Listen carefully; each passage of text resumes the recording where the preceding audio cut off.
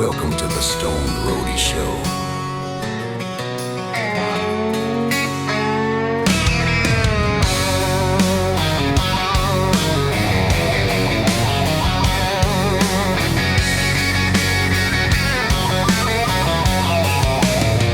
Welcome to the STONED Roadie Show, with the world's most famous roadie named Craig Reed. He's the legend and has some great weed. He's our number one source for our ski information, which is what we all need from the band that we love. He has a trusty sidekick, Griff Martin, the one we know as a rocket scientist. You may see Griff on the road getting it done, which always makes the show so much more fun. Two great men doing great things for the crash survivors. Send a little money when you can, if you want to lend a helping hand. Yeah, two great men keeping the spirit alive for the fans and the family, helping them thrive. We can even wake and bake with them in the morning and get our Skynyrd fill. We love the STONED Roadie Show. Yes, you know the deal. We're lucky when we get to see the STONED Roadie, Stone and Shelby and Kathy GODSEY too. Both are beautiful and hot as fire. They make their videos worth a view. From backstage passes to the stories untold, Craig's got the history worth more than gold. With Griff's expertise and the whole crew's heart, they've been keeping Skynyrd's legacy alive from the start. Every day they're sharing memories and more of the band we worship and adore. From simple man to sweet home sound, the STONED Roadie Show's the best around. Two great men doing great things for the crash survivors. Send a little money when you can, if you want to lend a helping hand. Yeah, two great men keeping the music alive.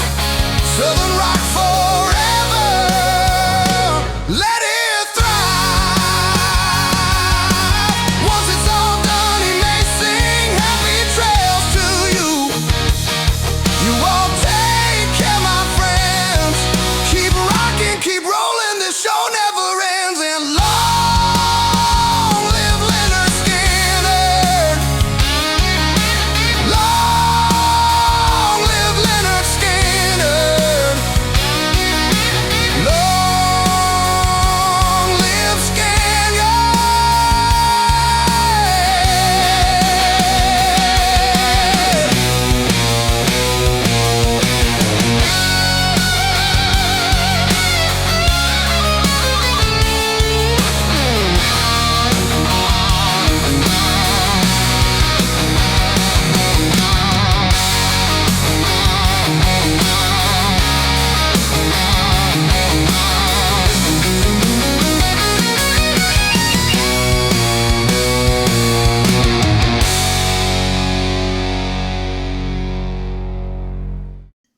The STONED Roadie Show, podcast 344.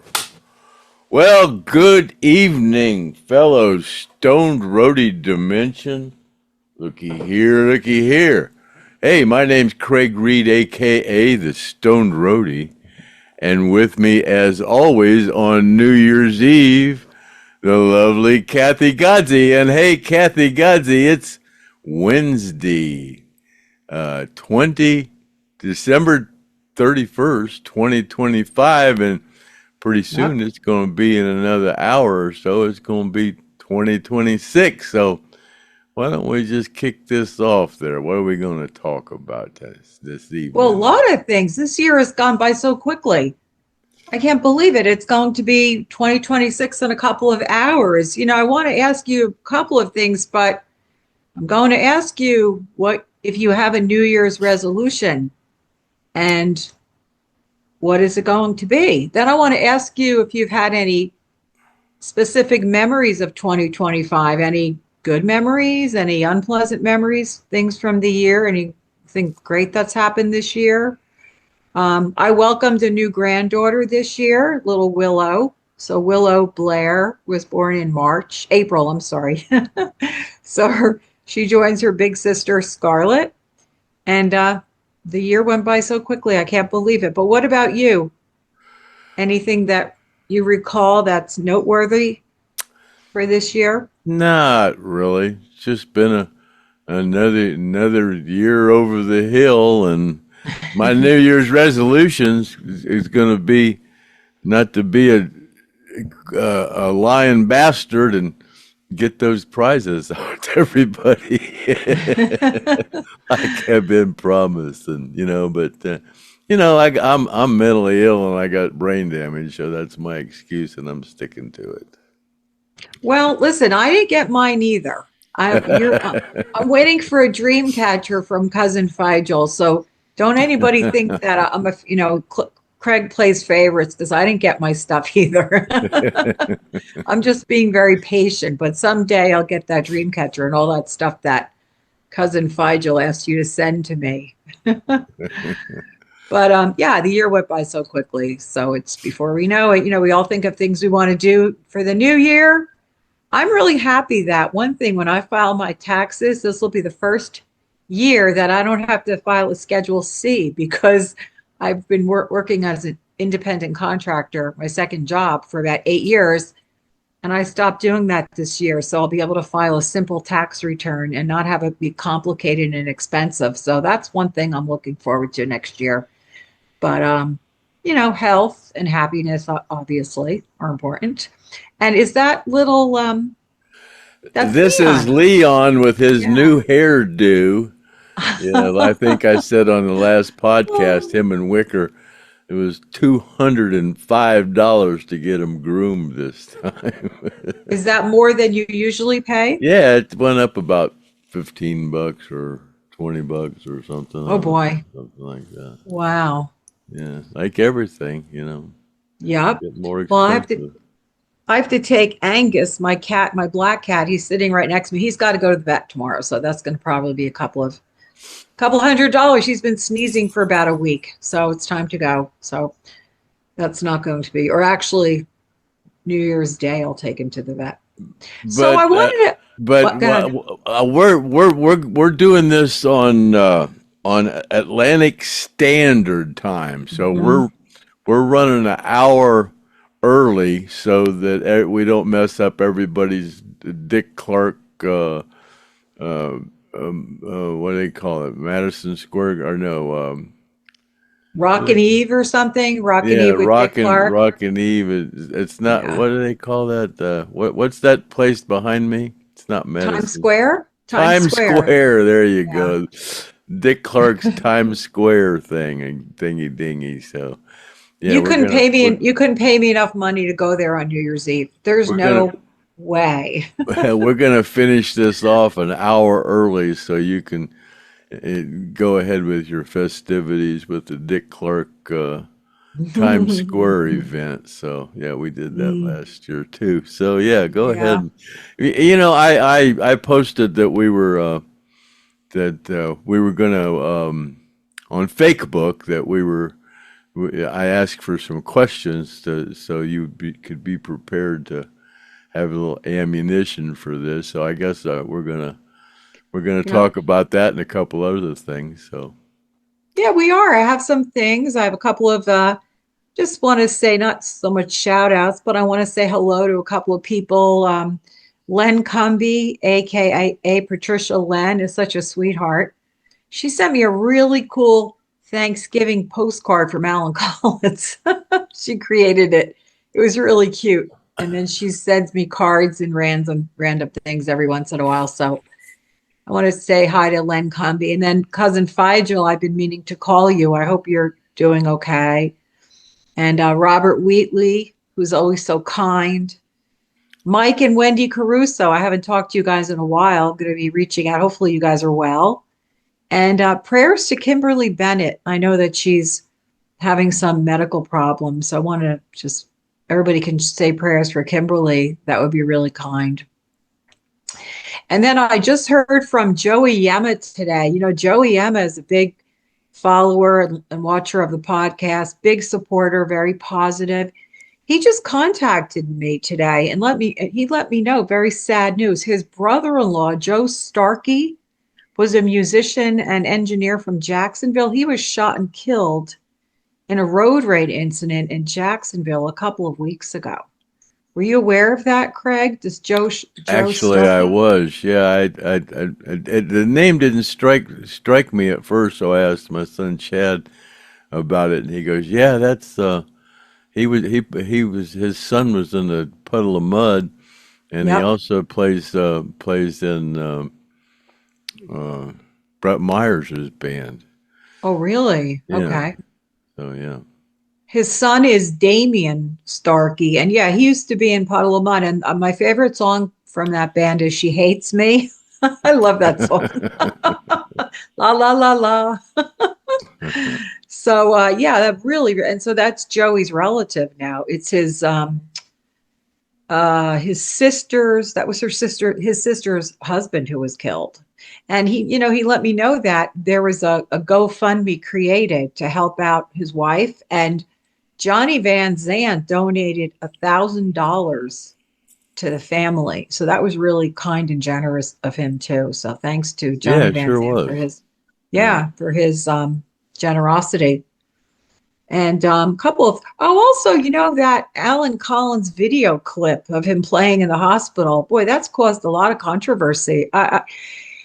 People say it's AI, people say it's true. From what I see, it looks like it's really Alan Collins. I'm no expert or anything, but to me, it looks like, I mean, it's definitely him. Definitely looks like he's playing, and I was just amazed by that. And if you recall, there was that video on YouTube where Alan is saying that he played 2 weeks after the plane crash. He was playing. So as far as I'm concerned, it's real, and I just love watching it. He does that couple of songs. He does that song, that Wildwood Flower song. I think it's called Wildwood Flower. It's by the Carter family. The June June Carter Cash is playing the auto harp on that video of Wildwood Flower. But I thought that video of Alan is amazing, and I was so happy to see it appear. So, yeah, we put it up on one of our me and Griff put it on the podcast, and Griff yeah. called me the next day and said, "Man, we got to take that down because I put it up on the Griff Martin files." And they said that was a copyright thing, and they made him take it down. And they said, that's if he didn't take it down, it was a mark against him, and they were going to pull his channel down. So he said we got to take that off. So, Oh, but okay. he talked to a doctor about that, and the doctor said, "Man, he didn't have any of that dye on his arm like you would have, that red dye to keep the infection down." And some other medical person said that, that there was no swelling, there was no seeping on that wound, and it just looked very peculiar. So yeah, it's kind of weird. So, but yeah, who knows? Well, if somebody can generate an AI video like that, then it's really endless. But for whatever reason, I'm enjoying it because then I Yeah, see it Alan was. Collins playing. So I think it's Well, amazing. Chad said that riff that he did right at the beginning, that little warm up riff.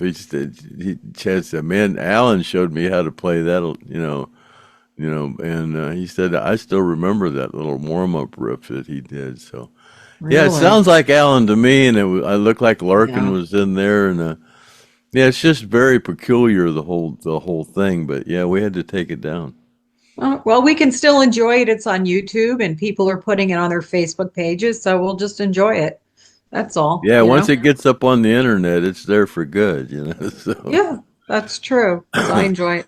So, I was looking at the podcast that you've had this year, and you had a couple of cool guests. I know you on number 305, you had Mike Estes. He was a great guest to have. 312, you had Mike Sparks. 308, you had Dave Pops Clements, whom everybody loves. 322, Dyer Davis was on the podcast. And then 295, you had Donald Johnson, who was the prize winner. And again, what did Donald Johnson win? I can't recall. Do you remember he was the prize same winner? thing. Everybody won the coin. Oh, okay. And there's like 15 different, more than, I think it's like 18 different items that go into one of those packages that I'm going to send out. I've sent out 11 of them. I only got like good. 7 more to go, but and everybody's been real patient. I appreciate it, but I'm gonna get those out. I've had some issues getting that stuff out. I put all that stuff out in my tool shed, so I could get everything spread out, and then it got cold, and I just kind of haven't done it, but. Yeah, we got all the money sent out to the Forgotten Survivors here last week, and Mark Howard called me today. I sent his money out priority in a certified check, and he just got it yesterday. Well, he got it. I sent it out last Monday, and he got it Tuesday. This last Tuesday, so it took 8 days prior. Wow. Wow, that's crazy. Yeah. But then when I mentioned on the last me and Griff's last podcast, I went over all the donations and all the totals, and then Griff, after we were done, Griff said, "Man, you forgot to mention that the stuff from the monument." And I goes, "No, man," I said. I included that. There was $450 from. He sent me a check for $450, and then my buddy Sammy bought the book for $50, so that made $500. I included that. So after he said that, I went back and looked, and I said, "Dang, I forgot to do it." So then there was another donation for $100. That I was going to save till next year, so I said, "Well, heck, since I'm going to send out the $500, I'll just add that donation and make it $600." So I just sent everybody out an additional $120 on Tuesday. So they'll get that, and Gene Odom said he got his, and him and Griff went on a fishing trip, and somebody paid him to go out on a fishing trip with him, and I guess he was really generous with Gene. And on our next podcast on Monday, Griff videotaped the whole thing, so that'll be up on the Monday podcast coming up. Cool. The Gene Odom fishing trip with him and Griff and the guy that they took out on a fishing, and the guy actually caught a fish, and he had gone out on a couple of guided fishing trips, and he actually caught a fish bigger than he'd ever caught before on really on this trip that they went with Gene. So yeah, that'll be interesting. Oh, cool. And, I guess they weren't catching anything, and they were like all bummed out, and they were just commenting that, "Man, we didn't catch any fish." And then all of a sudden, the guy got a bite and reeled it in, and Gene said, "That was Ronnie Van Zant that did that. He didn't want the guy to go home empty-handed." So Ronnie put the fish on the hook for him. How is Gene doing? Is he okay? His health is good? Yeah, he's doing okay. Yeah, he's got issues, like all the forgotten survivors. They got issues, and they really can use that money that we collect for him here. Mark Howard, and he was going, "Man, thanks so much." He goes, "That really helps out." Yeah, and, I was thinking it's so people are so critical of you with giving out the money that you're collecting. You're doing so much work, and it takes a lot of organization and time for you to collect all this money, and then to divvy it out to people. I really think that people should be more grateful for the amount of work that you do, and you're not benefiting from this at all. But it'd also be nice, like, Mark Howard reached out to you. It'd be nice if any of the recipients could just either do a little video just thanking people, or maybe sending a little note or an email or something that you could read, because everybody's been quite generous. So it's nice to know that they're in receipt of the donations and that they're appreciative.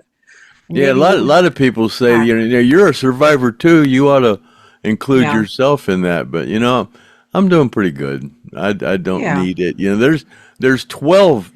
Actually 12 forgotten survivors. But only five of them actually have ongoing issues. Now, Bill Sipes, who said he's going to come on. He was the cameraman. He yeah, says he's still got ongoing issues too, but he doesn't need the money. I mean, like all of us, we could all use the money, but it's not like we need it. We've got ongoing medical bills, like like the five that we support. So right. yeah, Now and I'm sorry, that was a question I had for you. Did Bill Sykes ever answer that question about if he remembered seeing Ronnie walk from the front of the plane to the back of the plane on the I night? don't think we've ever asked him, but he's going to come on Okay, here. okay. He contacted Griff and said he'll come on after the holidays. So we're looking forward to having him come on. So that's going to be pretty, because he's got a whole different story about the whole thing, because he's actually a pilot as well. So yeah, he's got like all of us, all of our there's 12 of us, and every one of us has got a different story about what Yeah, happened on that yeah, thing. But Mike Estes, all this stuff that's going on, he offered his services to do a benefit show. He said, if you do it somewhere near Nashville, he said, I'll be, Skinny Molly would be glad to participate in it. And I said, man, thanks a lot, Mike, but those benefit things are a yeah, pain in the ass. And yes, once you pay for lights, sound, venue rental, security, ticket printing, the insurance, you have to have $1 million insurance on a concert in case somebody comes there and gets hurt. You got to cover your ass. I said, the ones we've put on, all the expenses eat up all the profit. So it's plus I'd have to fly down there and get a yeah. hotel, and it's just doing those things. It's just a major pain. So I told him thanks, but he said he's still going to try to figure something out and do something, but we'll see. That's nice of him. It's nice. Yeah, I remember when you did that benefit a couple of years ago. That cost a lot of money. The one in Oh Jacksonville. yeah, Yeah, yeah. We had to bring in a stage. We had to bring in yeah, lights, sound, yeah, and then, like I said, you got to have insurance. You gotta have security, and then we had to get a generator because there wasn't enough power, and it ate up all the profit. They only made about $5,000, I think, on that we could divvy out, because everything else went up in expenses. yeah. That wasn't an overall success. Too bad. Too bad. Well, so I wanted to ask you also. So the song, I haven't talked to you about the new Stone Roadie song. I love it. There are always people criticizing, is it AI? Who's this band? I think it's a great song. Just enjoy it. Yeah, I don't care if it's I AR or love not. It's it. a great song. Yeah, Who I don't believe cares? it is, but a lot of people swear it is, and I know for sure that the lyrics, you have to write those lyrics. I mean, those are Mhm. just too specific to be anything Yeah. with AI. So Yeah, I whoever put love it it. together, it was a great, it was great to put it together. And the guys that did it said they're gonna, they're not a band, that they have a actual job, and they don't have an actual band. They just get together every once in a while and play because that's what they enjoy doing. He said, but they're going to actually, they were going to have Griff. They were going to have Griff come up and record him playing it. So we'll see what happens with that and going into 2026. Well, it's a nice gift for the Stone Roadie podcast. They It wrote the sure song was. about you We guys, sure appreciate it. and they included Shelby and me in it. And then Griff did a great job with all the video clips and the pictures he put in there. I think it's amazing. I just love it. So, everybody's always asking too many questions. Just enjoy it. It's a great song. Enjoy it, for what it is. Yeah, we started to do the podcast, and Griff said, "Man, somebody sent me this song, and I want to add video to it and play it." Good. And I'd never heard it, but the video he put to it, the original video he put to it, I like the best of. He did a couple of different renditions of it, and I like the original one the best. So, well, I like the second one because the part of me looks better. Everybody always looking at themselves. I like the second one. So, Griff, my vote is for the second. But I think it's a great song, and it doesn't really matter where it came from. I think it's great. Enjoy it. They made it just for you guys. Did you ever see, every once in a while I see a commercial on television. I don't really pay attention to commercials, but every once in a while there's this commercial for Silver Sea Cruises, and they have an instrumental version of Freebird. Have you seen that commercial? I have not, no. Oh my God. So go into YouTube, Silver Sea Cruises, Freebird. It's beautiful. And it's always 10 seconds into, and I turn around, I'm like, that's Freebird. It's so beautiful. Yeah. I can put it in the comments when this goes onto YouTube, or I can just put it on your Facebook page. But yeah, just Google Silver Sea Cruises. Really cool. So I have some questions for you. Yeah, the first question I was going to ask you is actually for Bill Sykes. When he comes on to the podcast as a guest, they want to know if he remembers seeing Ronnie walk from the front of the plane to the back of the plane, the night before it crashed. But when he comes on, you can ask him that question yourself. Yeah, we'll definitely get into that. Yeah. Because I always questioned why there wasn't a sound man on there. It just said because he's actually on the monument stone, Bill Sykes, cameraman, and I always questioned, well, where's the sound man? I said, man, there had to be a sound man on that plane, and I think he was an undercover police spy, because right after that it was when that Lynyrd Skynyrd got busted, and oh yeah. I thought he was a spy for the FBI or something like that. But Bill said no, that he just flew into Greenville to visually see the lighting and the whole production, so that when they got to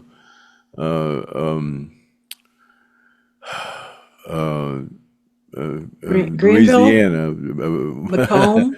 Right. When we got to Louisiana, I guess they were going to film there, and that he could give everybody a thumbs up of kind of the show sequence and be prepared for it. And that's why he was on the plane. And who was this person? What was the person's name? Who's that? The person you were just talking about. What's his name? Bill Sykes. Yeah. Oh, that was Bill Sykes. Okay. Yeah. Gotcha. Yeah.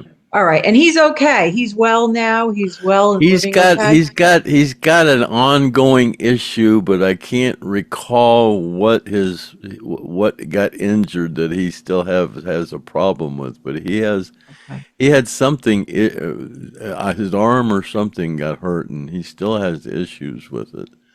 All right. But, yeah. And I asked him if he wanted to be a part of the donations, and he said no, he's doing all right. Yeah, that was my next question. He's a survivor as well. Okay. Yeah. All right. Well, it'll be cool to see him and on. Doggone darn sure anybody on that plane deserves to be compensated, but Yeah. nobody ever was. People say, well, how much compensation did you get? I don't know about everybody else, but as soon as I left the hospital, I came home and I had a little bit of a nurse stopped by a few times, and I got pretty well acquainted with her. and yeah, and she stopped by a few times. Then she Okay. stopped by a few times when it wasn't official business too. Oh, I'm sure. Do you want to go into this a little more? You want to tell us more details? Or just leave it at that? She was fun. She was She could good have been looking too. she could have been one of the, well, she could have been potentially number 6, right? Maybe she would have been number 2, and then there would have been 6 altogether. Yeah, she would have been number 2. Could have been, I guess. Yeah. Mm-hmm. She could have been number 2. She was attractive, yeah. So, oh yeah. So another thing about the theme song, David Hester, he's one of the, watches the podcast. He thinks that that new song may go on the country music charts and go to number 1. He said the vocals sound a lot like a blend of Hootie and the Blowfish, Travis Tritt, and Johnny Van Zant. Yeah, it's very well done, very well produced. It sounds like it could go on a country. I've had a music. couple people tell me, man, that's a hit song. Yeah, Mhm. I've had Yeah. a couple people tell me that. Yeah. Well, I like the fact that they have me in the song, and that Shelby. Have you heard from Shelby? What's she up to anyway? She's still Oh living yeah, in we heard it. Yeah, yeah. Yeah. Griff still likes the part where it says, 2 great men do great things with his craft. He said, we're great men. That's why it starts out the thing. 2 great men doing great things for the crash survivors. Yeah. I know it kind of, you have it in your mind all day, and you're thinking of the lyrics. All right. Do you want to, I have some questions from the post that you put out. I grabbed some questions. You want to go over those? This will be the last podcast of 2025. Yeah, we'll go over those. All right. All right. So the first one is from Mark DeWitt.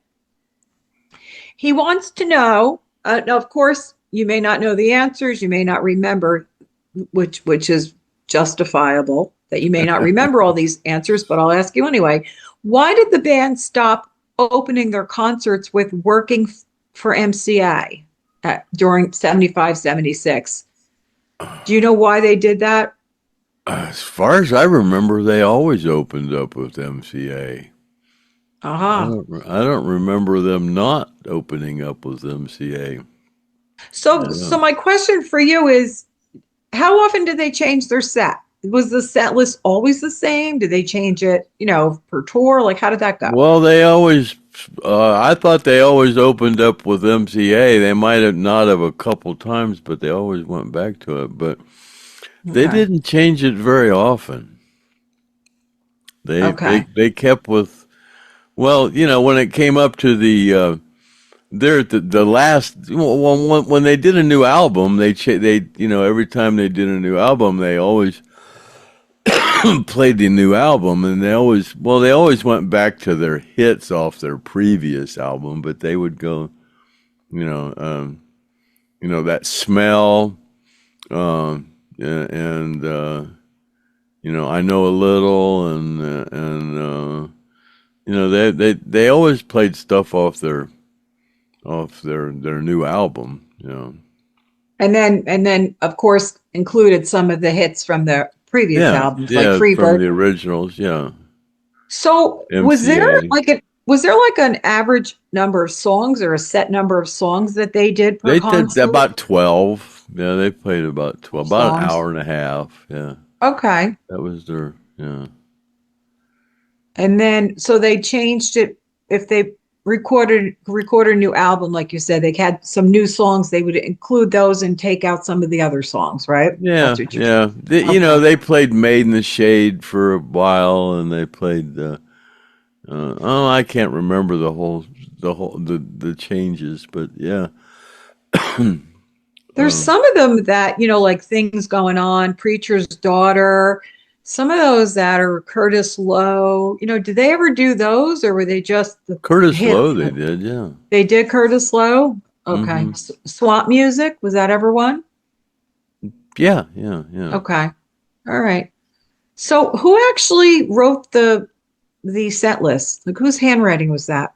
Was that Ronnie's handwriting? No, no, no. We did on the we had to handwrite those because that was prior to a copy machine. So we had to Right. handwrite every day. We'd have to handwrite about 10 of them, and we'd stick them up all over the stage, and we'd stick them in catering, and we'd stick them in the opening band's dressing room. We'd stick them up all over the place. We had to write 10 or 12 of them, and that's why Sir Productions, they had a copy machine, a Xerox machine, so they would make 100 or so of them of the set list and send them out to us, so we didn't have to handwrite the things every day. Okay. So, Yeah, but but because hotels yeah, or venues or nothing, nobody had copy machines back then. Hotels right, didn't have them. right, right. Nobody had them, so our Sir Production had a copy machine, so they would make copies and send us out about 100 at a time, so we didn't have to handwrite those things every day. But when you were handwriting them, who is the actual person who was doing the writing? Like who's writing the Um, original? uh, Those Was it Usually the Ronnie? production manager. Okay. Because I know you had sold some of those or on eBay, you had the set lists and they were, people were paying money for those, a copy of the Yeah. set list, right? Well, those somebody up at Sir Productions hand wrote those. Okay. People always say, "Who wrote those?" I said, "I don't know. They sent them out to us. I don't know Yeah. who did those." Yeah. It's a cool thing to have. There were a couple of times I was at little concerts, not big events, but I would just, if I was close enough to the stage, I would just take a picture of this set list with my phone. So I would just have my own, this is their set list, without actually having the physical paper. But Oh, after the show, everybody was always, "Give me that set list. Give me that set list. Give me yeah, that set list." Yeah. yeah. And picks that may be lying on the stage. Well, I know you Oh picked God, a yeah. bunch Like of I those. said So before, I used to trade picks and drumsticks and slides and all kind mm. of stuff for drugs, and and favors. Did you trade those for favors. favors? Yeah, traded for all kind of stuff. Yeah. All right. I got another question. This is from Warren Hanbury. Hey, Warren. He's asking about the amps. He said Petey came out with the new Mace for 1975 that Skynyrd then used and endorsed. But what happened to the Marshalls that they were using prior to that time? Do you know what happened to the Marshall amps? They just went into the equipment storage and you know they just were part of the equipment. So eventually, what happened to those? Who, They were you just know, um, the they amps? would.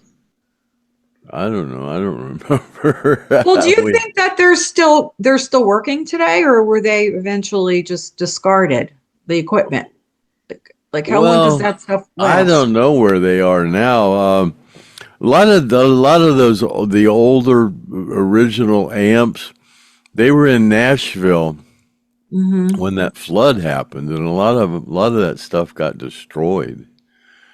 I know Ricky's Explorer was up there in Nashville and got he had it got wet and he had to take it and get it repaired and stuff. But a lot of their old equipment got flooded. Yeah, Okay. along with a lot of people. There was a lot of guitars that got destroyed up in Nashville during that flood when that flood went through there. Yeah, I remember you talking about that. I was my question in general was also just wondering how long do these things last? this equipment, these amps? Do they last for years and years and years, or do they have a Yeah. yeah?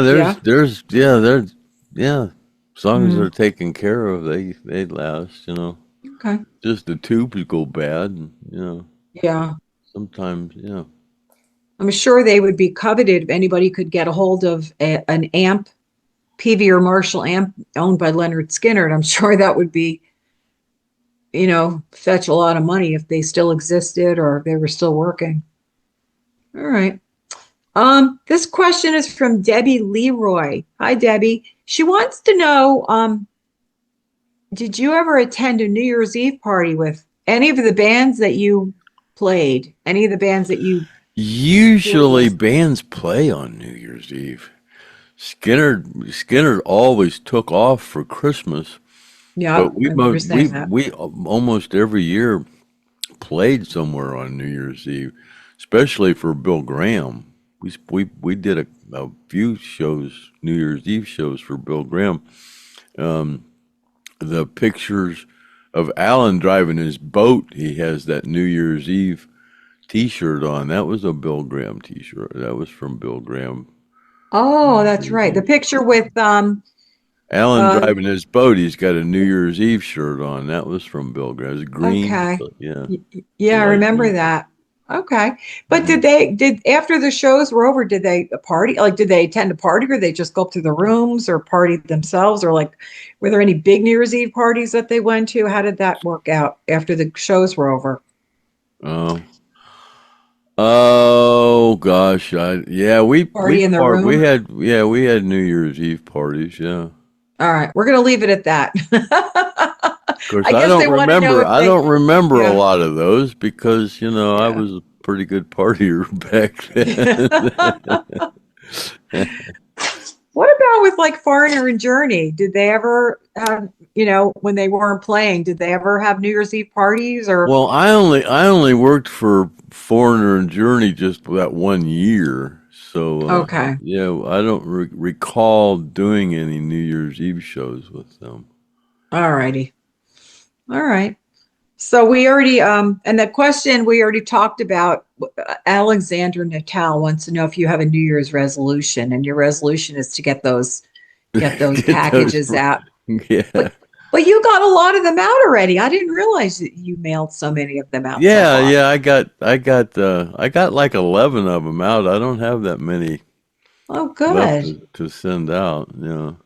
Good. So I guess mine is at the bottom of the list, right? Or am I Yeah, am on a yeah. different list? I got good intentions, but yeah, I just can't get around to doing it. Yeah. All right. I got a question from Jerome Murphy. He wants to know what were the biggest challenges of being the guitar tech for Foreigner and Journey, and how is it different when you were a guitar tech for Lynyrd Skynyrd? So compare They were Foreigner, Journey, and Skynyrd. There weren't that much difference.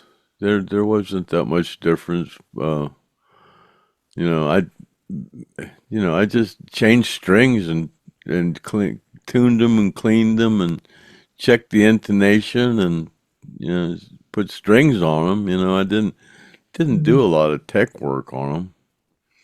You know, and sometimes I had to do emergency repairs in the middle of a show. One time, um, Mick Jones, his black Les Paul, the nut cracked. The nut at the top of the guitar, that's the nut. It Mhm. cracked and the string fell down in the crack. And that's his main guitar. And he was going, oh shit. And he handed me the guitar and he's going, oh shit, what am I going to do? And I handed him another guitar. And by the end of that song, I handed him that guitar back. And he goes, the hell you doing? It's broke. I goes, I fixed it. He goes, you Wow. can't fix a nut. And I goes, well, I did an Alan Collins trick on it. I took a piece of the paper that the guitar string comes in and put it in the nut there, and it kept the string from falling in the crack. And he Oh. said, "Man, that was genius." Because man, Alan taught me how to do that. Oh, that's so cool. Yeah. Oh. Did Alan He didn't teach you a teach me lot how to of? do it. I just showed. I saw him Yeah. do it one time, and Oh. yeah, I don't remember, but Alan showed me how to do that. But yeah, take that little piece of paper and stick it in there, and it kept the string from falling in the crack. Was Alan good at doing little things like that, little Alan fix-its? was pretty good at fixing. Yeah, Yeah. he did a lot of his own. Yeah, he taught me what intonation was all about. You know, he would take a ruler and measure it from the nut to the 12th fret, and then from the 12th fret to the saddle on the bridge, and it's supposed to be pretty much the same distance. That's how you get the intonation. It's the same distance from the nut to the 12th fret, and from the 12th fret to the saddle on the bridge. That's pretty much what intonation is. It's the same distance. Oh, I didn't realize that. That's really, really interesting. Wow. All right. The next question is from Don Eric Evans. Did Ed King ever use a PV Roadmaster amp head that you know of? No, I don't know. All right.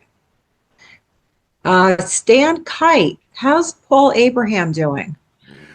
Someone, oh God, I can't remember his name. I guess Paul called this person and talked to him, and he's doing pretty good, you know. And I said I needed to call Paul, and I'd like to see if he's well enough to come on the podcast, but I don't think he looks very well. I think he's lost a lot of weight, you know. Oh, I don't okay. know if he'd be up to coming on another show. I tried to get him on, but I haven't talked to him in a while. But I guess he's doing better. Oh, He's doing that's good okay. to He's hear. getting along.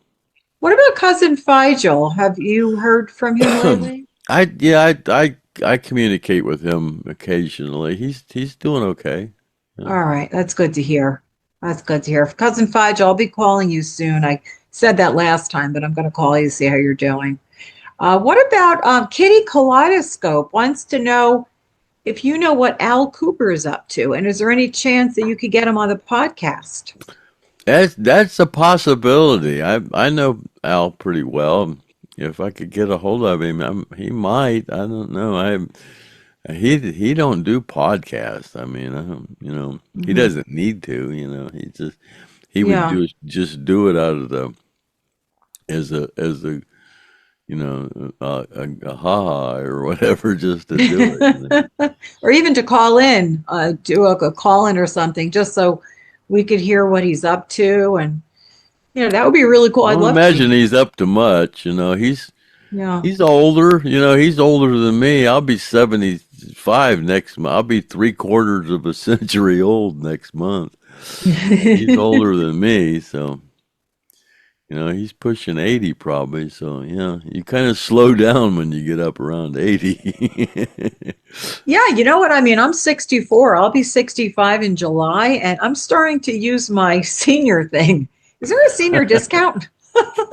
I know if I go to my local grocery store on Tuesdays, there's a senior discount, 5%. Like, I'll ask you, I don't care. Yeah, but I've been doing that. Is there a senior discount? You get free anything? So I don't care. I'll just, Well, you get those when you're 50. Chad just I turned know. 54 I know. here on December the 20th, and I was kidding him about being a senior citizen. He goes, "Shit, I've been using that AARP card for." Yeah. Now, wait, how old is he? He's 54? He's 20 years younger than me. Yeah. Oh, okay. Oh, wow. Okay. Well, happy birthday, Chad. I didn't know it was just your birthday, December 20th. Yeah, Yeah. years ago, when I was 50, I turned 50, I got the AARP envelope in the mail and I ripped it up. It's like, I don't want to hear that. I don't want to. Every once in a while, I get it. I won't even look at it, just rip it up. But then somebody said, oh, no, you really should get it because you get a lot of benefits to being Yeah, an I don't have an AARP. AARP card. I don't have one. I don't know if they want to carry I the don't card. I think have you need it. I mean, I looked 50, so I'm Yeah. just, I just say, man, I'm a senior citizen, but I don't have an AARP card. And there's also AAA. I use AAA. That's a great. I shouldn't Oh, be I've had endorsing I've had anybody, but they're, AAA they're for great. 55 years. Yeah, that's really you get one blowout or one flat tire, and that's it. That pays for your It's whole worth it. your Yeah. whole membership. So I learned my lesson not having AAA and paying like I got $75 for a tow. I got VIP coverage, so it covers it up to 100. The normal coverage only covers 3 miles of towing, and my VIP coverage covers 100 miles. But I had to get 100. I had to get the VIP, so it would cover a motorcycle. Yeah, I got the VIP too. It's now $110 though. I was like, wait a minute, they raised the price, but I don't care. It's still worth it. So, and there are other benefits you get with AAA, but I don't use them for that. I just have that card in case, I get a blowout, which every once in a while something crazy will happen to my car.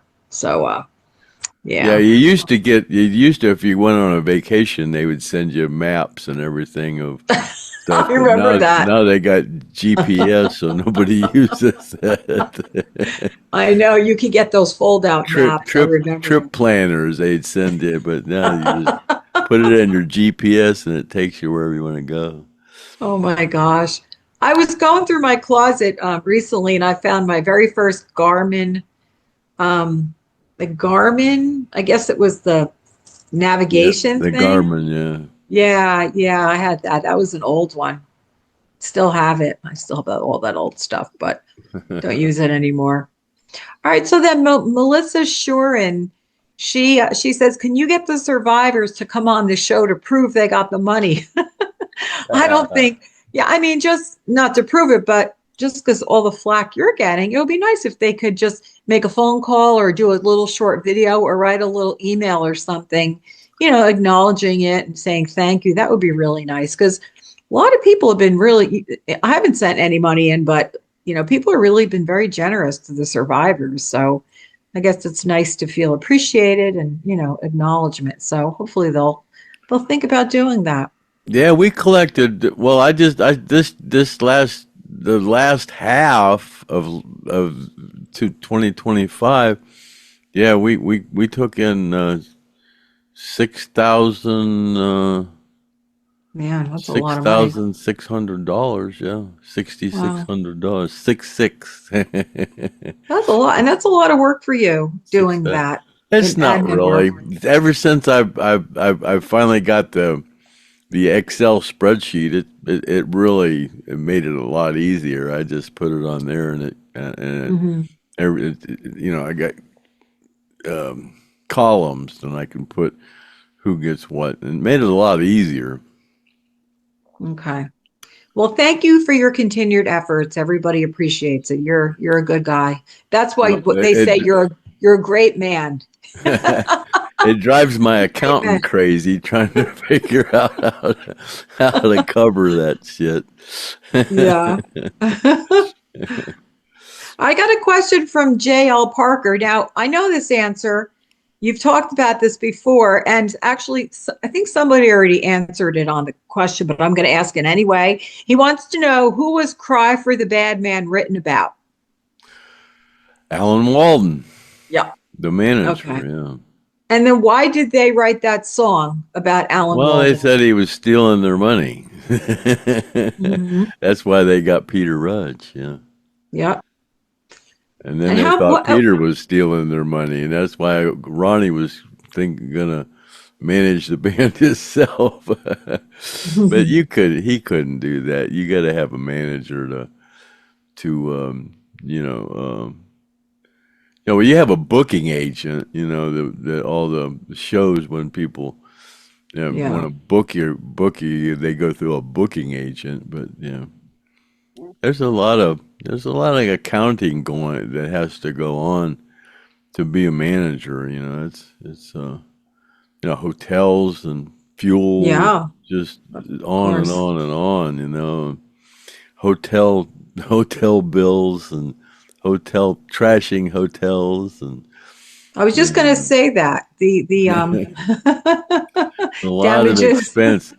Well, just like putting on a concert, there's a lot of expense that goes that doesn't these bands, especially bands that go out with 5 or 6, 8, 10 trucks, man. There's a lot of expense in buses and trucks and fuel and hotels and per Yeah. diem. Everybody gets per diem, and there's a lot of accounting to go on, to cover all that money.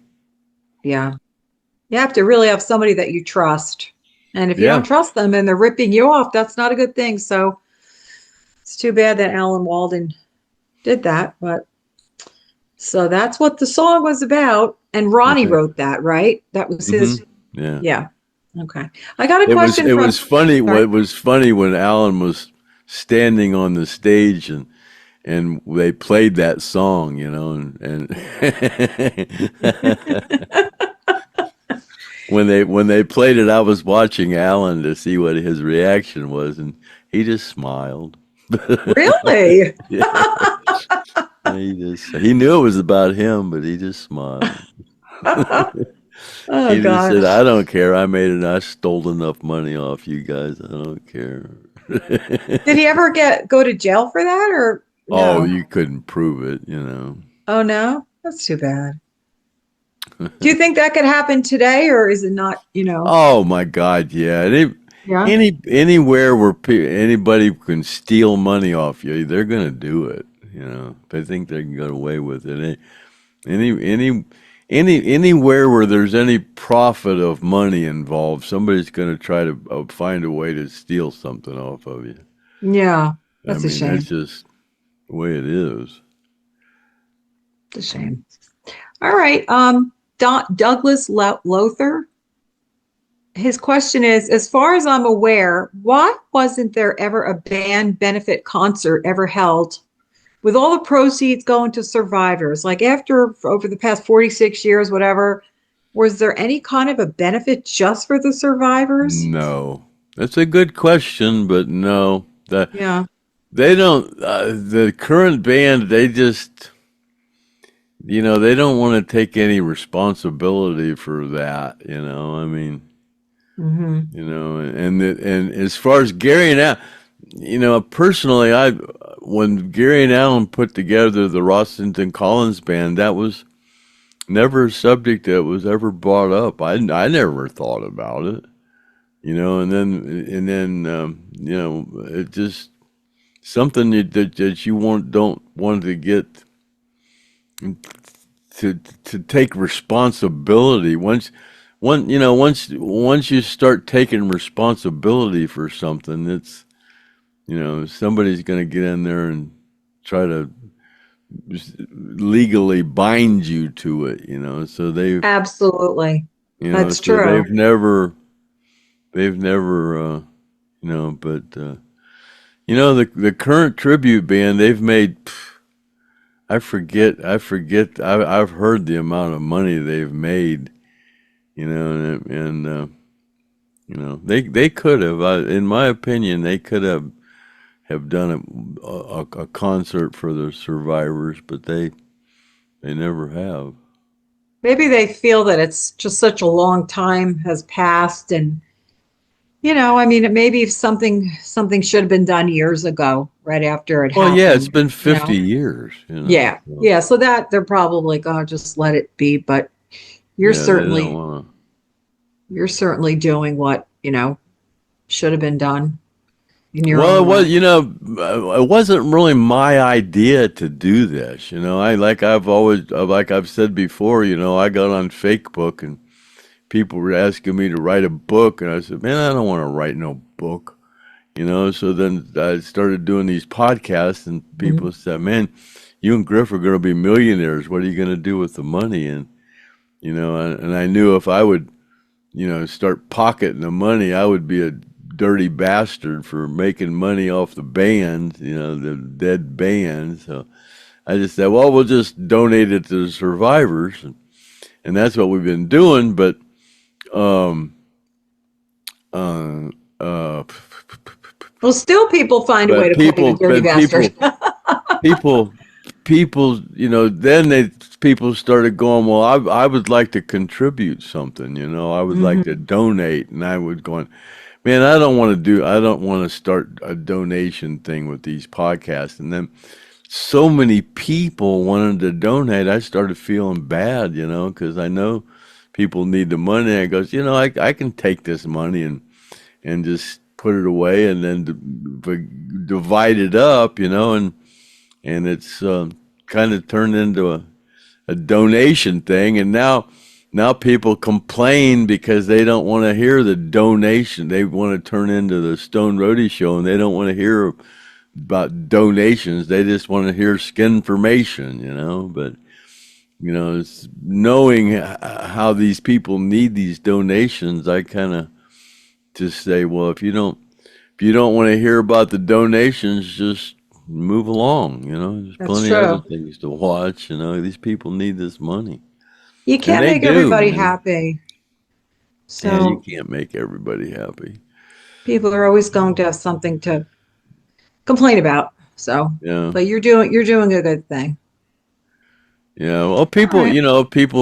people are saying, you could make a lot more money for the survivors if you didn't talk about politics and fat people. And I said, well, I got to be me. I got to talk about things that I want to talk about. And if you don't like that, go watch something else.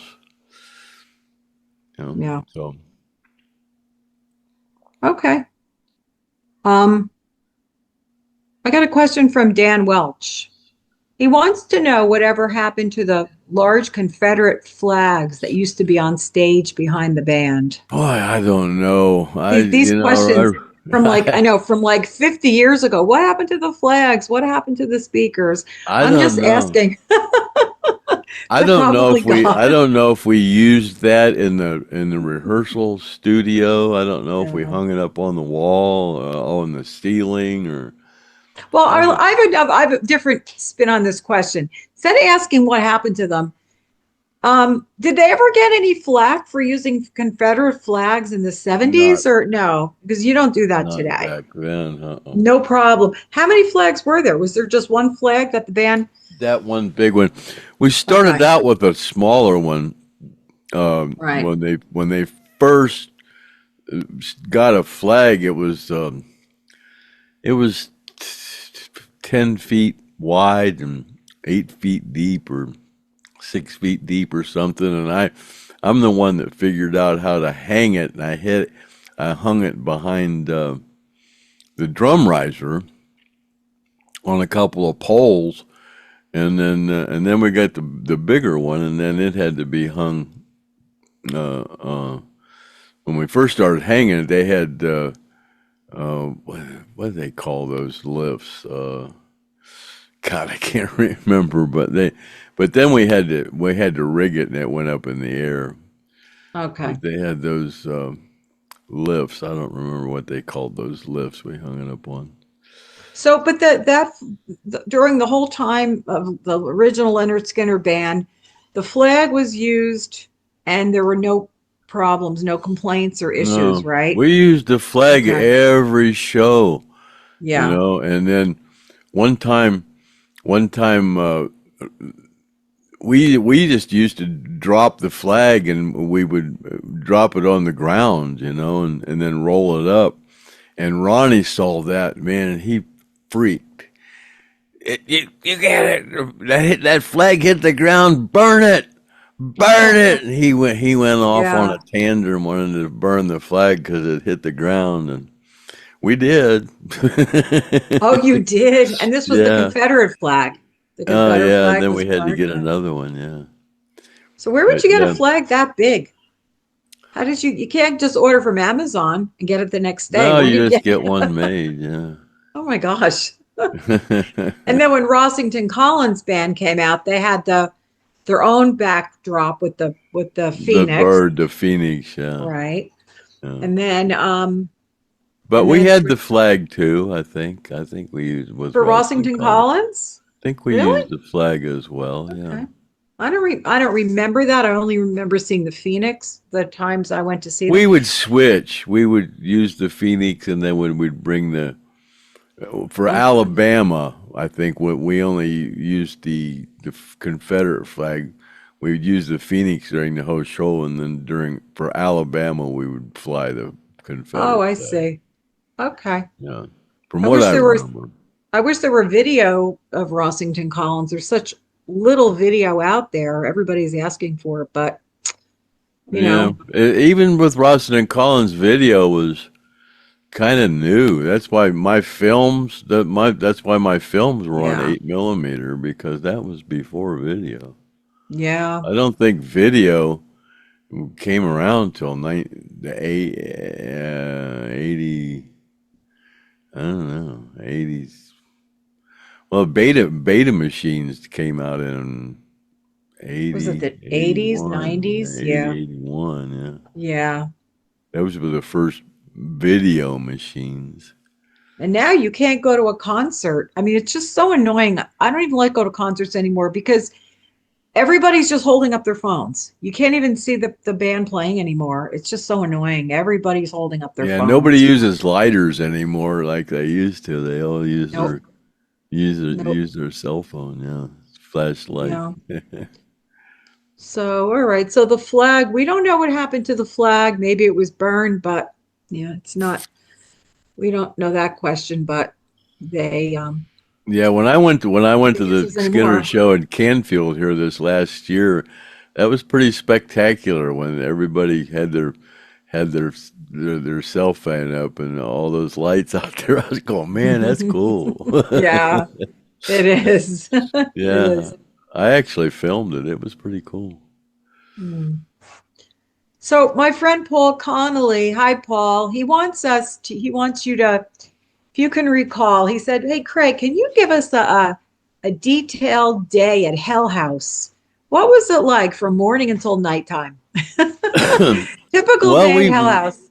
we showed up about 8 or 9 in the morning, and we stayed until 4, Hmm. and then we went home about 4, and then it was just work from 8 or 9 in the morning until we left, just rehearsing and writing, and they take a little break here and there, but there wasn't any drinking or anything going on during the day. It was just serious, you know. What about if, like Paul's asking, what about if a hit song was developed, if something really big came out of that day, would they stay later or would they just say, let's pick it up tomorrow? Like, what was that Well, like they for were you? all like Alabama was that's where it was.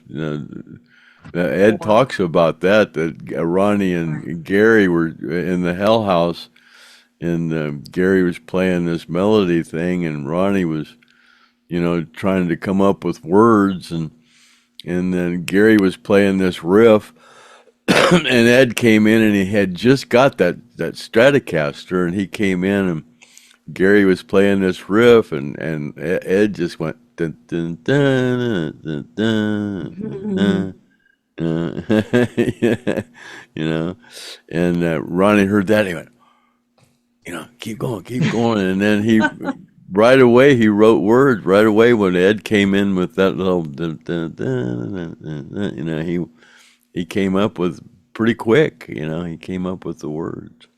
And I like seeing Alan play that riff in that video of him at the Yeah, hospital.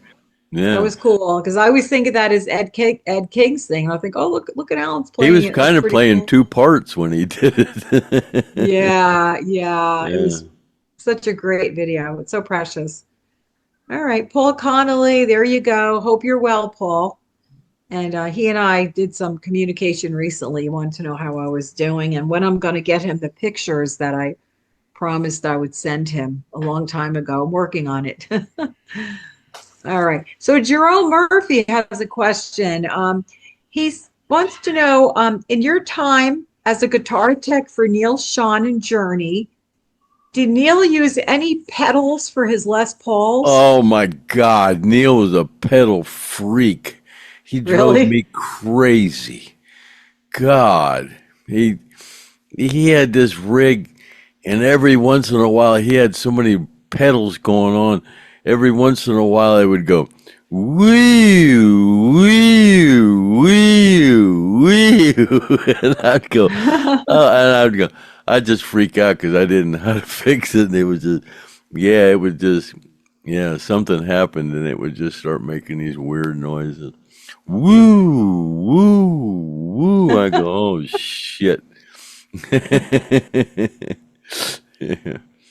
Well, he wants to know, did they have any of like the substance abuse problems that Skinner had? No, No. that was, Okay. they weren't allowed to do any cocaine or anything like that. Herbie Herbert, yeah, you weren't allowed to do any cocaine or anything. The band wasn't. Although they did. I remember one time Steve Perry said, "Man, you want to do poop bump?" I I go, remember "Yeah." when you were talking about how he used to warm up in the shower, his vocal Oh warm-ups. my God, yeah, he would go in the shower rooms and run through scales. A, A,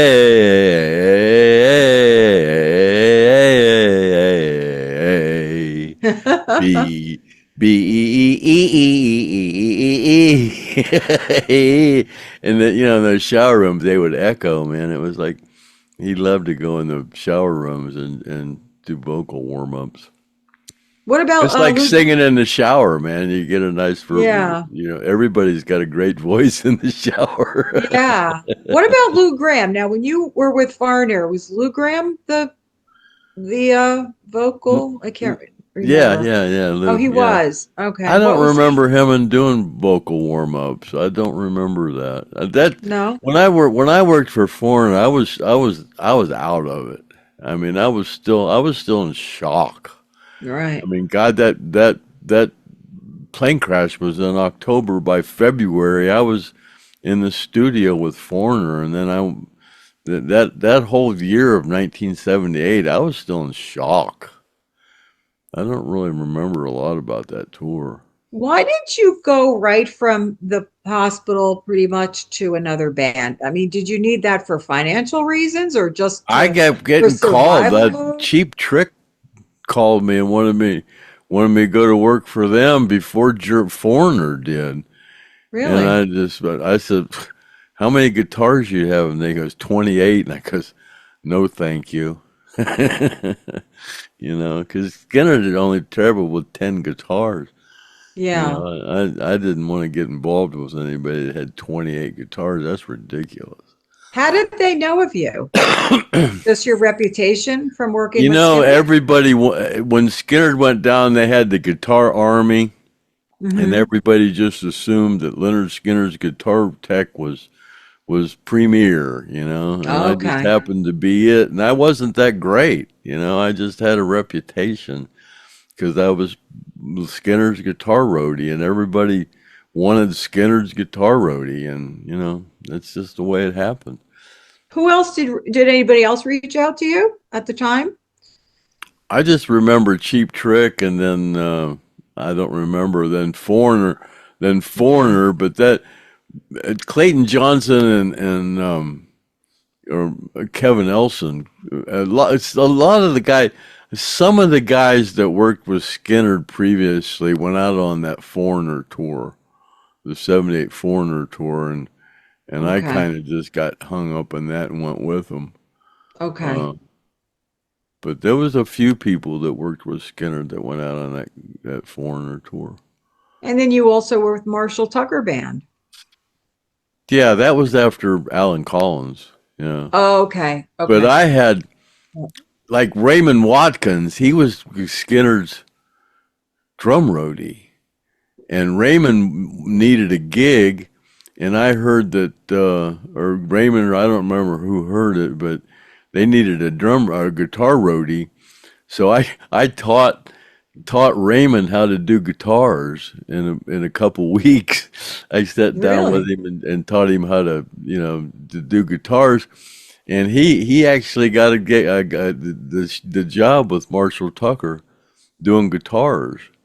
And then he left, and after he left, yeah, after Alan Collins um, folded, I contacted Marshall Tucker and asked him if they needed a guitar tech, and they go, "Yeah." Okay. So I went with them. It wasn't great I was with them for 7 years. with Marshall Tucker for 7 years. Hmm. Wow.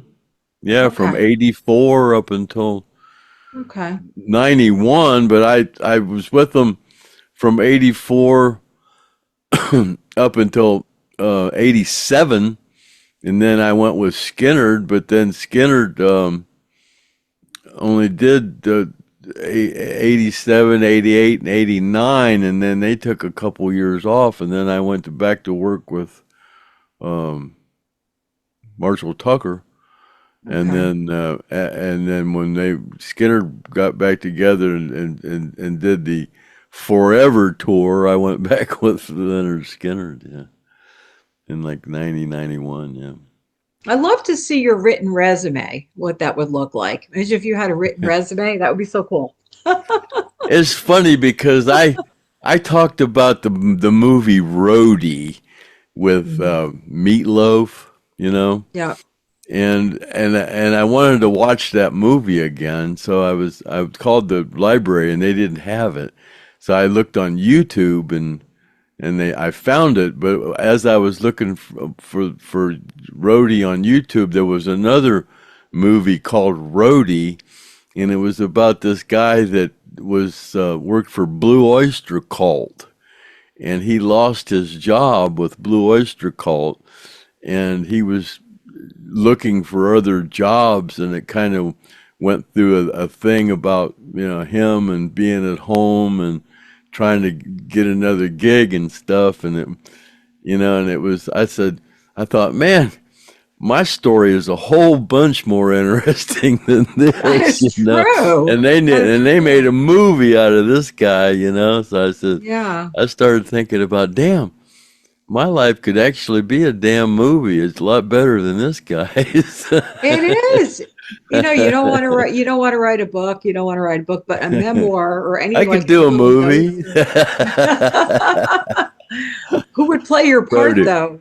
You have The to get somebody Stone to, Roadie. It wouldn't be just called Roadie. It'd be the Stone Roadie. Yeah, yeah, that would be a kind of a big one. catchy That would be name. successful. It would.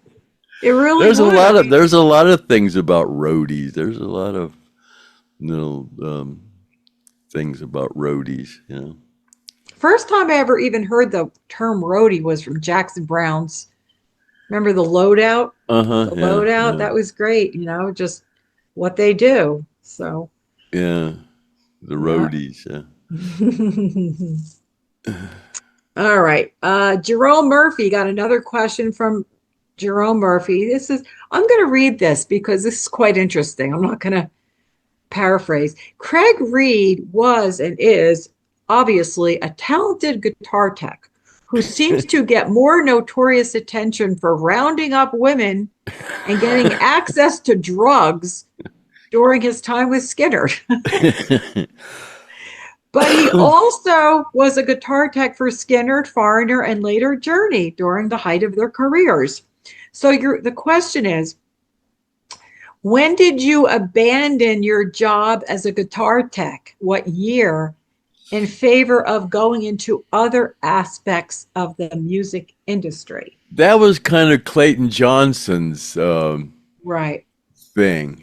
When the tribute tour started over in '87, Clayton thought I deserved to be more than a roadie, so he was the manager because he came from Bill Graham. And Clayton being the manager kind of put me in the position to be the stage manager. Mm-hmm. So then, after I was the stage manager, I became the production manager and road manager and stuff like that. But that's how that turned out. That was kind of Clayton Johnson's thing. Johnson's. He thought I needed to step up from just being a roadie, so he made me Yeah. the stage manager. And that was with what? Rossington Collins Band? Was that where you No, had the that was highest? actually, well, yeah, actually, Ross, yeah, Mike Sparks was the I was kind of with Rustin and Collins. I was, I was like the roadie from Skynyrd, and I knew all the equipment. I knew how they wanted everything to be like it was with Skynyrd, the same amp line and stuff. And I was the only one that knew that, so I was the one that put everything together.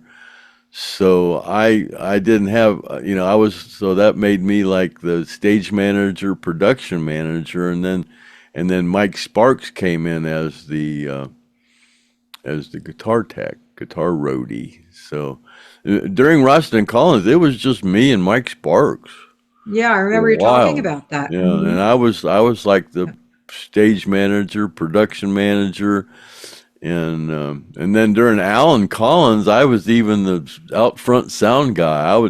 We would go in and move in the equipment, and then when the show started, it was just me and Mike Sparks.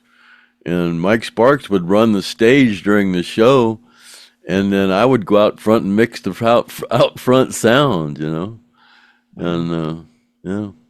You were a key, employee at running everything really. Well, I was Wow. the only one that knew how to do all that stuff, Yeah. you know, Yeah.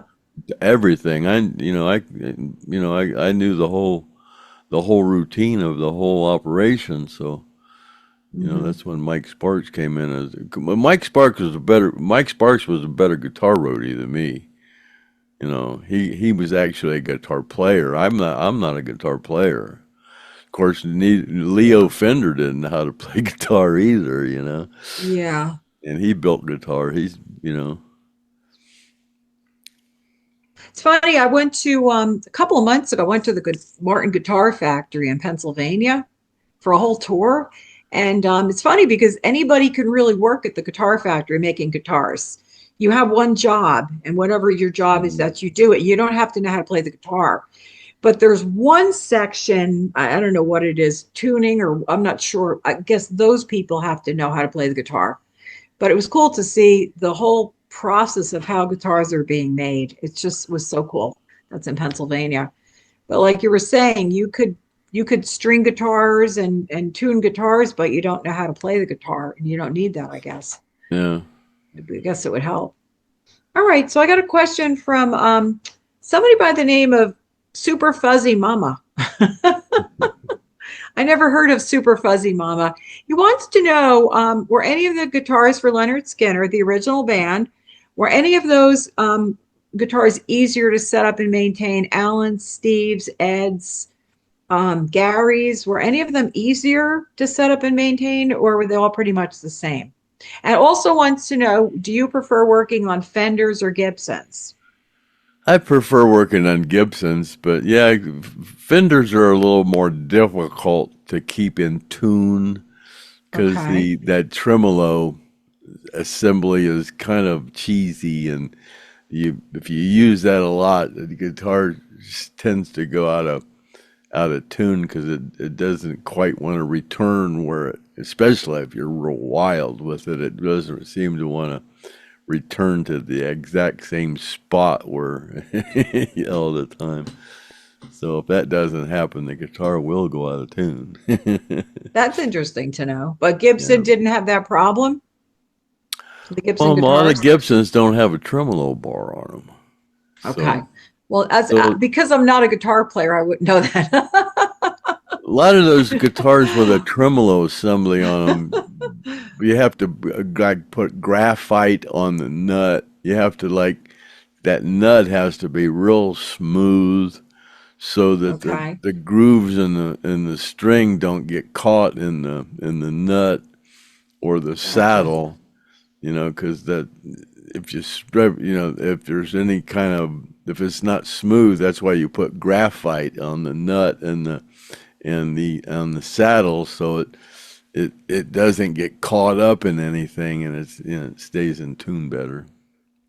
Was there any of so were the Skinner the guys, the guitars, were any of them easier, or were they pretty much all the same to No, maintain? Gibsons are pretty much the same. Okay. Yeah. All right. Did you ever have a, well, also want to know, was there any ever damaged to So the guitars are gear during travel. Were there any issues with anybody getting damaged? Not really. The only thing is when they're traveling in the truck and it's winter time out, and you pull those things out of that truck and it's like sub-zero degrees outside, and in that truck, when you bring them into the venue and where it's heated, you got to be real careful about opening the case abruptly, and the guitar changing temperature abruptly. You have to kind of bring them in and let them set, for a long time. And then when you open the case, you just kind of crack it, You don't want to abruptly change temperatures on a guitar. That's where you get, especially the finish. If the temperature, if it's real cold and the temperature raises too fast, the finish will crack. You'll have spiderweb cracking in the finish, so that's not good. I'm surprised that these trucks were not temperature controlled to some extent, Well, because I thought these guitars would really be damaged if exposed to yeah, that's why you got to be careful cold. when you Wow. you can't abruptly let them warm up too fast. You got to, when they come out of that truck, you got to let them set for a couple of hours Wow. Okay. before, with the case closed, Right. before That's you even interesting. think about opening the case up. And then when you do, you kind of just crack it and then let them set another hour or so, and um, you know, Acclimate. uh, I had no idea. I didn't acclimate. think, yeah, Yeah, there you I go. I didn't was think looking for that that word. they could be in a really cold. This is new to me. I thought that if they were in a really cold or really hot environment, that they would be damaged. I didn't even know that you could keep them No, in as like long as that. long as you don't, they're Really? not real cold, and you don't heat them up real abruptly, and then let Really? them Wow. acclimate Yeah. properly. Yeah. They're all That's right. an interesting, that's a very interesting question from Super Fuzzy Mama. I didn't realize that they could be exposed to extreme temperatures like that. Yeah, as long as So, you don't, abruptly yeah. let the temperature adjust slowly. I wonder if anybody who watches this is going to have any experiences they want to share from where they opened a guitar case quickly and had damage to Oh, I'm a sure they guitar. do. Yeah, like I said, it hurt. The finish is what really gets it, and you'll get a lot of, Yeah, if the temperature raises too fast, that the finish will crack it's and interesting. spider web. And that would that affect the sound or just the appearance of the No, guitar? No. well, the wood, it's not good for the neck, Yeah. and every, really the neck. You don't want it to, you want it to acclimate Yeah. Yeah, that's slowly. interesting. All right, that was a great question. Thanks for that information. That's good information. I never even thought about. All right, so I have a question from Chip Cruey. He wants to know, actually, and Lynn Cumby, they're both asking about the Second Helping album cover. They want to know where that's a beautiful, colorful, detailed cover of Second Helping. Where did that cover come from? And what about who named the Second Helping and Nothing Fancy albums? Like, who thought of the names? Where the covers come from? Do you know anything about that?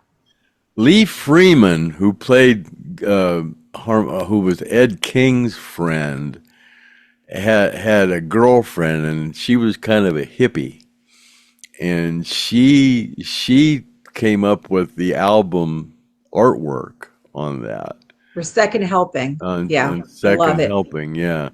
I love she's it. the one that kind of came up with that. And that was Lee Freeman's girlfriend. She kind of Okay. came up with that artwork, and Second Helping just kind of, it's just kind of, I don't remember who came up with it, but it was, it's a pronounced, and then Second Helping is kind of just, kind of, Yeah. there.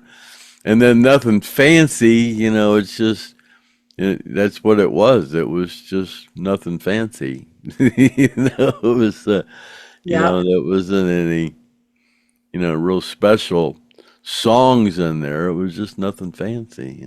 Nothing fancy, but I'll tell you that removable jacket from inside, you open Nothing Fancy, and you had that removable, that piece from inside that had the picture of the real estate sign that said Lynyrd Skynyrd Real Estate.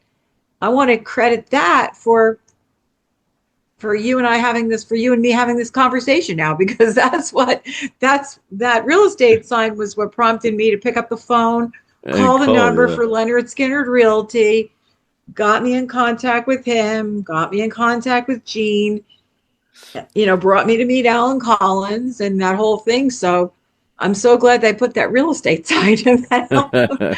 I was just telling my daughter, I was talking to her about albums. She was telling me how albums are like becoming, she sees, albums coming out, as you haven't seen albums in such a long time, record albums.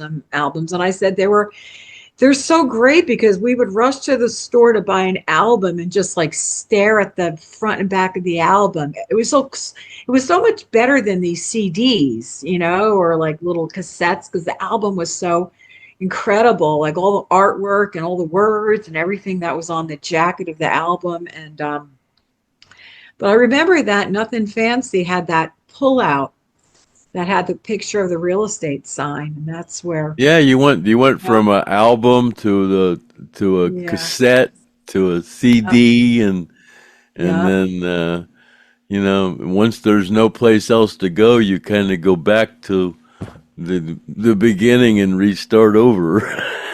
Yeah, and one of my other daughters, my daughter Kristen, was asking me interesting questions. She said, "Mom, what's the difference? Is there a difference in the sound when you listen to a vinyl as opposed to CDs?"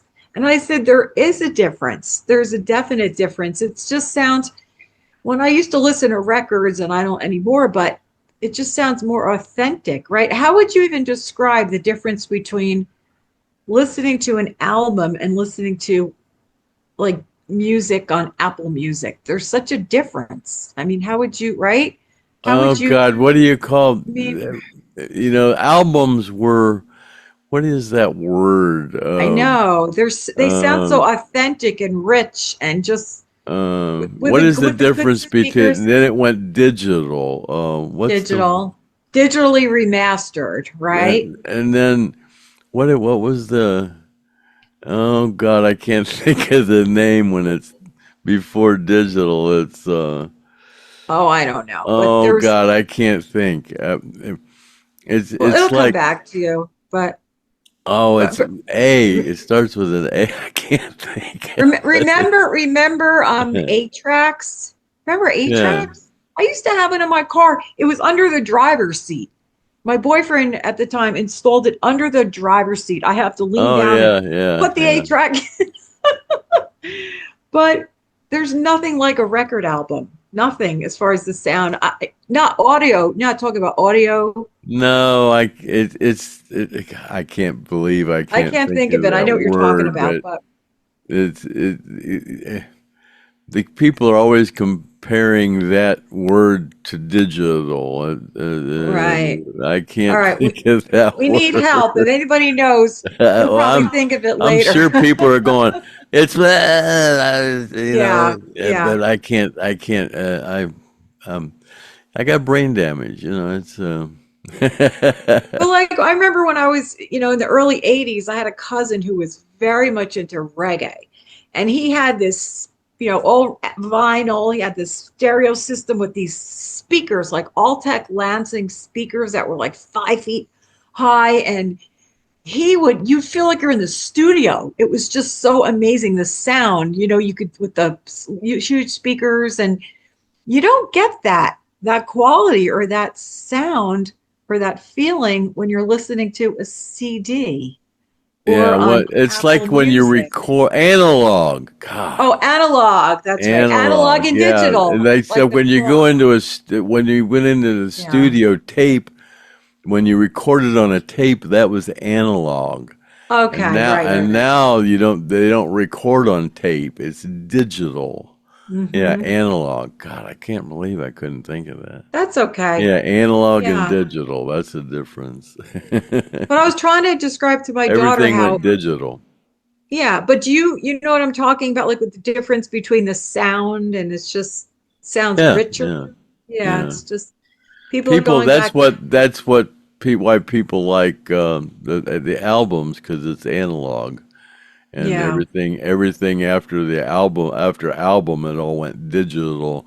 The recording and the playback yeah. and everything is digital now instead of analog.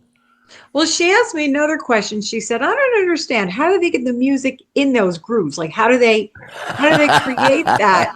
You know, you're looking at," and I said to her, "You know, when we used to listen to record albums, we listened through the whole thing. You didn't pick up the needle and skip songs. You'd scratch up the album. We listened to every single song. You put the needle on at the beginning and it would, you know, one song, then there would be a little bit of a space and go to the next song and the next song. And, you know, that's today we skip around. I don't listen to all the songs on albums. If I buy a CD or something, or I'm listening to an artist, I don't want to hear all the songs. I want to hear the songs I want to hear. Well, But Thomas Edison is the one that they had the first out records or were on the discs. You put the yeah, disc in, and then you put the needle down in there, and the disc would roll around, and it had a needle that went in there, and it picked up the grooves with a yeah, needle. but she wants to know how that was done. I I can't, don't know. You I have to can't ask explain Thomas that. Edison. Yeah, when they record Yeah. that needle, it makes a groove in there, and then I don't know. That's beyond my pay scale. Mm, yeah. But you have all those gold albums at home, Oh right? yeah, but I don't know. I don't know how they work. But wait a minute, those gold albums, are they just for show or would they actually be able to be played? Those gold There's silver something underneath there, but it's not Skinner albums because you look on the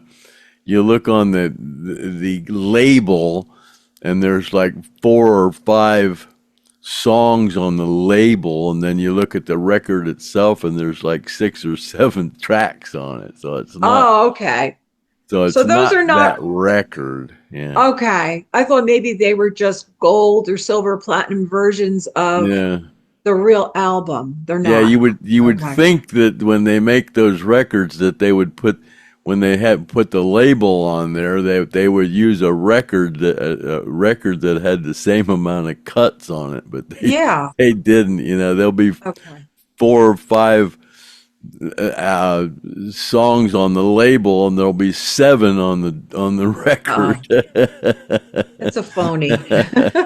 You'd Yeah. think they'd make it more authentic, but they didn't. Okay. It's interesting. They See just where the used whatever they had. It's interesting.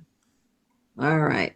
So we answered Len Cumby's question, Chip Cruey's question about the artwork, about the names of the second helping, and nothing fancy. That was a good question. And you know what's funny? I was doing the questions earlier today, and I just wanted to look up. I looked up Wiki to see what they said about the second helping album. Did you know what Rolling Stone said about Lynyrd Skynyrd's second helping album? Well, I'm going to read it to you. So it says, reviewing for Rolling Stone in 1974, Gordon Fletcher said Skynyrd performs a consistent style of Southern music, influenced blues rock, similar to the Allman Brothers, but it lacks the Allman Brothers' sophistication and professionalism. And he said, if the song doesn't feel right to the Allman Brothers, they'll work on it until it does. If it isn't right to Lynyrd Skynyrd, they're more likely to crank up their amps and blast their way through the bottleneck. That was terrible. That was Gordon Fletcher. Okay. Rolling Stone review. Not okay. Well, the Allman Brothers to me were more of a jam band. They would, Yeah. Yeah. They have Elizabeth Yeah. Reed, Pegasus, right? Jessica, go on and on and on and on. Skynyrd wasn't really a jam band. They were No. more Boogie, yeah. a lot of different styles. All right. And then Scooter for You has a question. Who came up with the name for the Rossington Collins album, This Is the Way, the second album? I don't remember that. I came up with the first one. Here, There, and Back? Here, There, and Back was Alan Collins. Alan Collins, that's right. Rossington Collins Band. Anytime, Any Place, Anywhere. That was mine. Anytime. Oh, that's right. Anywhere. Yeah. Yeah. Then then Here, There, and Back. I came up with that one too. That was Alan's. But This Is the Way We Are. RC, that's right. Yeah, This Is the Way We Are, Rossington C. Collins. Yeah. Did you get credit on the back of the Rossington Collins album for the title of the album? No, I got credit. For being involved, but okay. But not for the naming it. No. Okay. Or the Alan Collins Band, Here, There, and Back. You're not on there? Okay. As far as I know, I didn't get credit for it. No. Okay. All right. I have one more question. Then we're going to wrap it up. Paul Vale. He wants to know if you know how many times the original Lynyrd Skynyrd performed in Canada. Any idea? No, I don't know the specific amount. No. Okay. I mean, did they perform there frequently or did they? Yeah, we played Canada. Yeah, we played Canada a few times. All right. Yeah. All right. So there you go. So that was a lot of questions. We covered a lot. And, as I said, I really love the song, the Stone Roadie new song. I love the Alan Collins clip. And as far as I'm concerned, it's real. So I think it's a great something for us all to enjoy, seeing Alan play right after the plane crash. So I hope you I think you have I want to show you real quick. I was looking at your background. What was the other background picture you had before of Times Square? I wanted to show you something. Adjust background. I happen to have this on my screen. This is really cool. Here it is. Look at this. This is, and if it's going to be good. Actually, you see where it says American Eagle Outfitters on your thing? And see this big screen right here? So my daughters were on that big screen. Probably, there you go. You see that? Oh, yeah. Yeah. Those are my daughters. I think it was back in 2012. So where it says American Eagle Outfitters. So I took my daughters to Times Square, and there was a big thing that said, you get your 15 seconds of fame.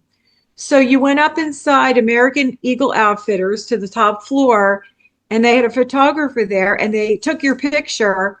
And then you had to run down the escalator, run outside, and then your picture would be shown on the screen. And this was my daughters. This was them. That was their 15 seconds of fame back in 2012. There they are. That was the actual image that was shown. You could see it up the top. It says 15 seconds of fame. So you had to take a picture of it while it was still there. Because once it was gone, it was gone. So anyway, it was funny that you had that. I was looking at that. Let me change my picture back. And I want to tell you that I didn't get to go out and buy any stuff for this podcast, there's a retro picture of New Year's Eve from the 50s. I didn't get to go shopping or buy anything, but I did have this bottle from last year that was not opened. I actually had two of these bottles with the confetti in them. Well, I do remember the one you had last year didn't work. It didn't pop.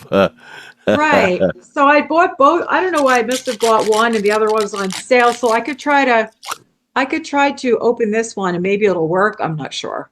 Well, we're just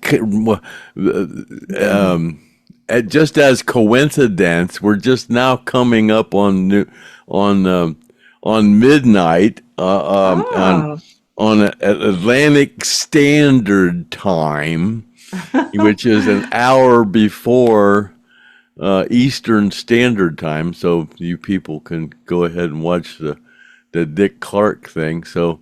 Are we done with this? Because we're done. I just wanted to. You want to count down or so? I'll say Happy New Year, and then hopefully this bottle will explode. If it doesn't explode, then it's a dud because it's been sitting in my closet for a year. So here we go. Here's the background for the New Year's Eve celebration, and oh looky there, we got 10 seconds till midnight. Right. So here we go. Here we go. So, let's see if this works. 10, 9, 8, 7, 6, 5, 4, 3, 2, 1. Happy New Year, everybody. Happy New Year. Yay. It scared my cats. So yeah, that's the edition of the Stone Roadie show for 2025, and now it's 2026, and y'all now you can go watch the Dick Clark special, and sure has been fun this year, and yeah, Happy New Year, and Happy New Year, everyone. Stay safe. We'll see. Me and Griff will see you next year on Monday. And like the song says, he might sing Happy Trails to you at the end. So happy trails to you until we meet again. Happy trails to you, and keep token until then. And oh yeah, see you later, alligator. At the wild crocodile, and say goodbye, Kathy Godsey. Good night, everybody. Happy New Year. Happy New Year, and we're out of here. Bye. Bye-bye.